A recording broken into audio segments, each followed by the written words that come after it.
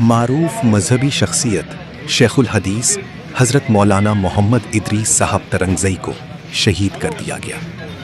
چارسدہ کے علاقے اتمانزئی میں نامعلوم افراد کی فائرنگ سے معروف مذہبی شخصیت شیخ الحدیث حضرت مولانا محمد ادریس صاحب ترنگزئی کو شہید کر دیا گیا۔ پولیس ذرائع کے مطابق واقعہ اچانک پیش آیا، جس کے بعد ملزمان موقع سے فرار ہونے میں کامیاب ہو گئے۔